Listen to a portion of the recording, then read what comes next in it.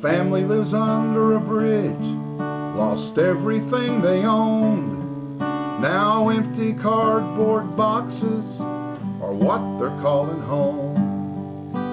This is where Jesus would go. There's a white-haired widowed lady laying in intensive care. No one goes to see her when she needs some love and prayer.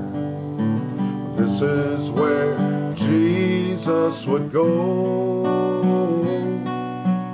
This is where Jesus would go. What is the Africa Vision? The Africa Vision began several years ago, right after I was hit by a drunk driver on my motorcycle.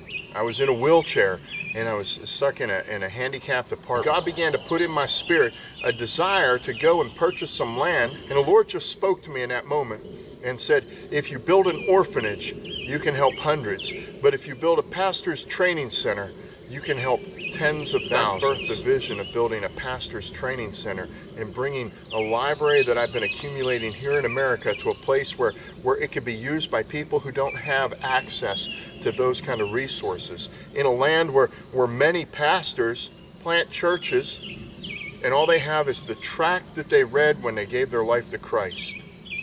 Many of them don't even have a Bible. Many have no resources to any kind of commentaries or concordances or any kind of history behind the people of the Bible.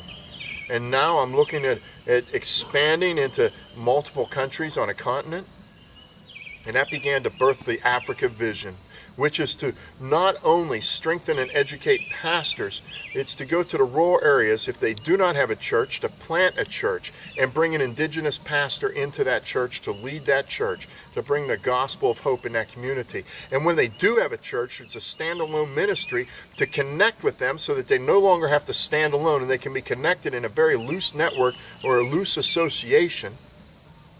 And I fear to use that word association. It's association because of a brotherhood under the banner of Christ. It's not a denominational association. And not only to do that, but to link all the countries of Africa together and their ministries together so that we can work effectively as a common ministry on the continent of Africa. There's a broken-hearted father suffered his greatest loss as he watched his only son die on an old rugged cross. This is where Jesus would go. This is where Jesus would go.